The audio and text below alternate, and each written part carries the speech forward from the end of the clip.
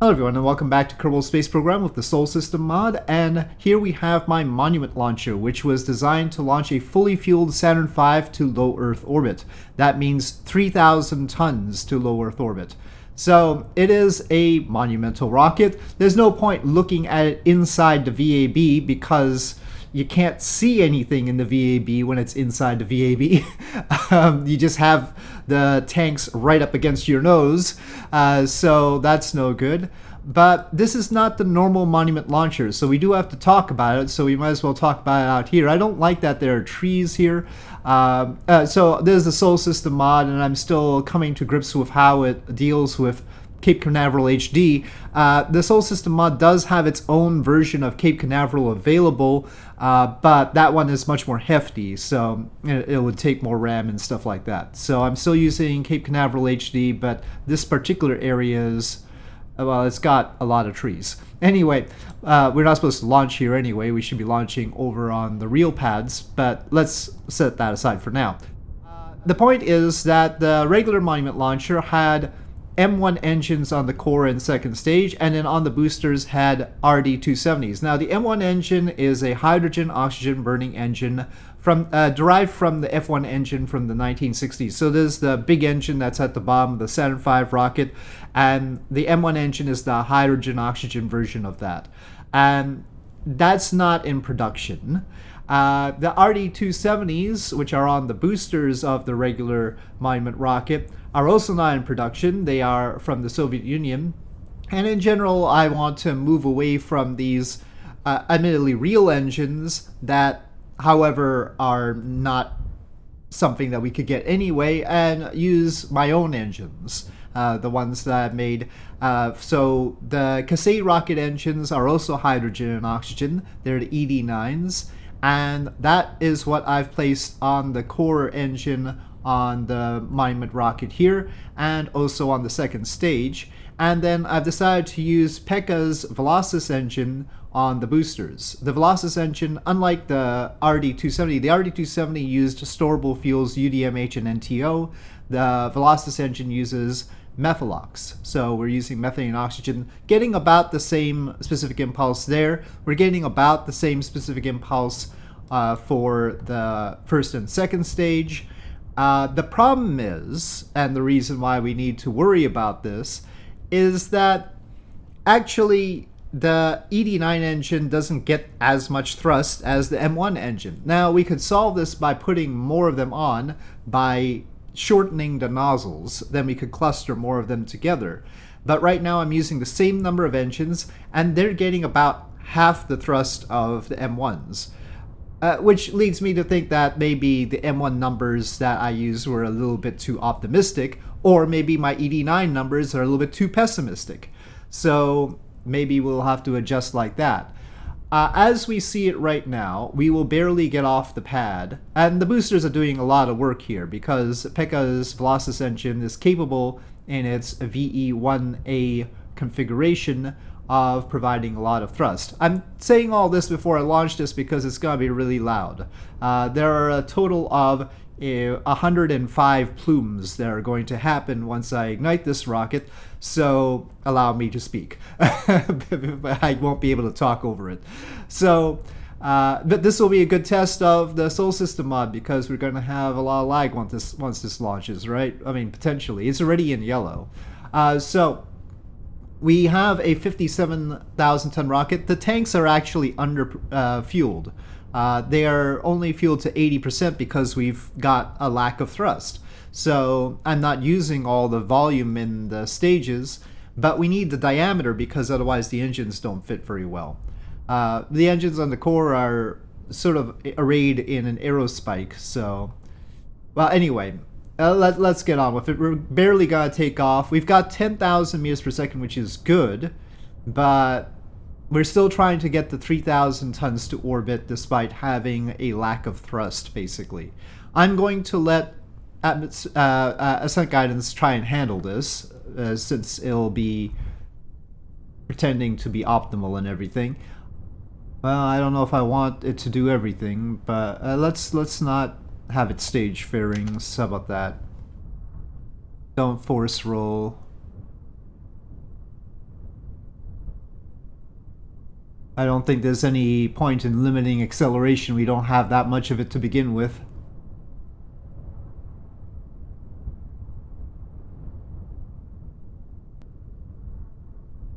Okay, and we'll go for 200 by 220.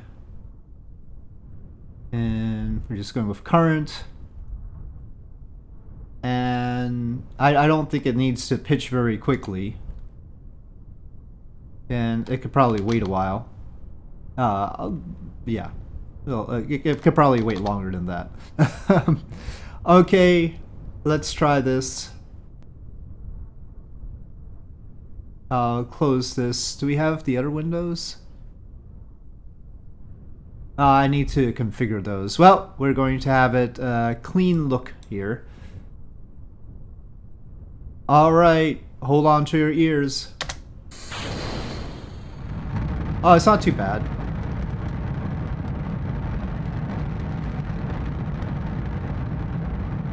Is it gonna release the clamps at all?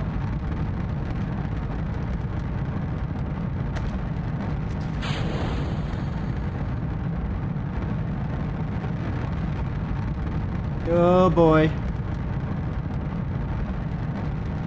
It's really hovering.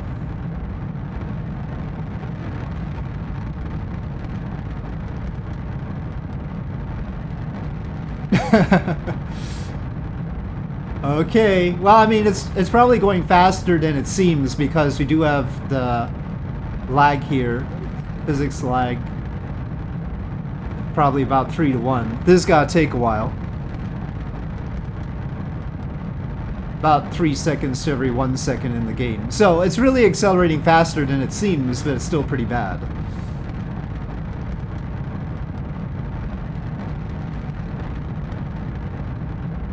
Uh-oh. I don't like this wobbliness. Oh, it's trying to roll. I told it not to roll. So it might be that I have to change the stages. But they're pretty stout as it is, so I don't know if I want to shrink them to be 80% of their old size.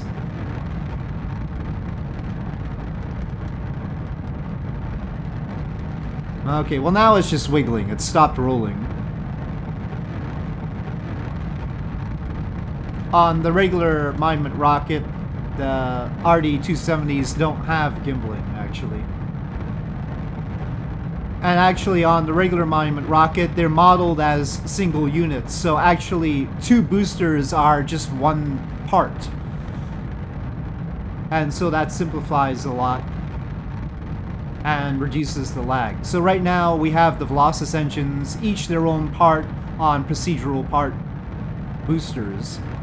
And so that increases the amount of lag we're experiencing compared to when I've made custom parts for it. Well, sometimes the number is looking pretty bad up there, sometimes it's looking better. It's tough to tell exactly what we're going to end up with. Hopefully the bad number is like if we're dragging the fairings up with us. Well, there it goes. We're past the speed of sound, finally. Alright, we have hit 45 degrees.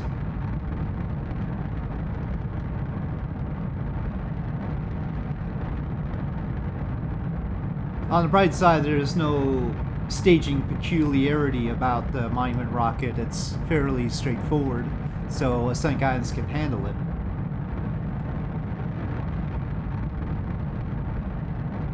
Alright, we're getting ready for the staging of the boosters, which will leave us with lower thrust to weight ratio, unfortunately.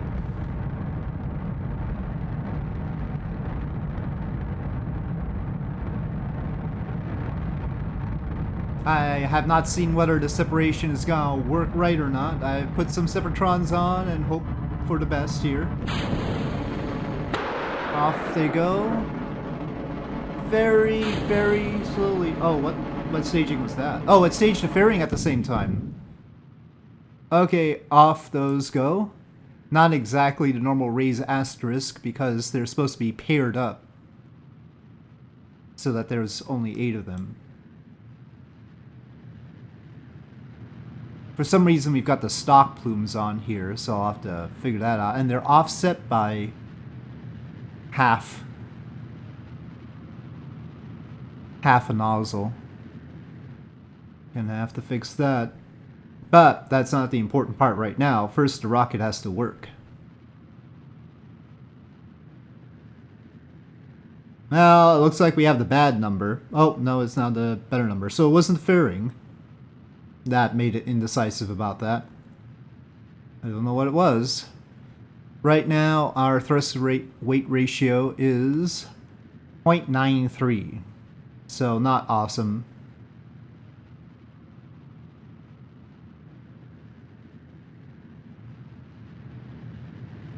So what I can do is truncate the nozzles more on this aerospike and have more of them, but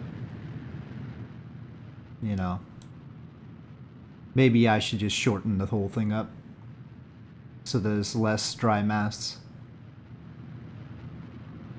I could also just widen the size of the aerospike so it covers more of the bottom of this though,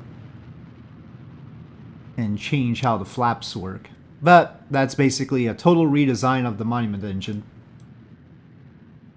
Well, at least we still have a positive time to apoapsis. Well, we're gonna have even worse thrust weight ratio with the next stage though.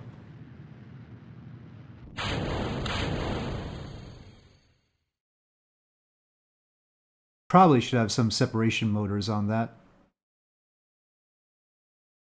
No sound from these, even though we have the plume apparently. These are the vacuum ED9s, so they have the big nozzles.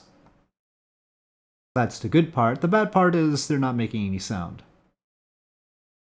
Delta V wise, if not for the fact that we have to pitch up, we were still okay. If you add that amount to the orbital velocity, we do have some. But we're having to pitch up, and the burn time is a whole 8 minutes altogether, and we only have 1 minute to apoapsis, so this is going to be rough.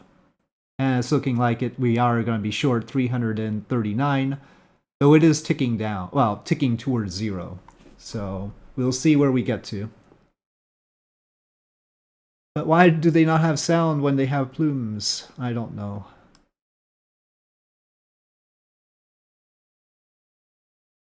Waterfall. I always have plume problems. It's just a thing. Now I am using this rocket sound enhancement, but presumably it wouldn't turn off anything.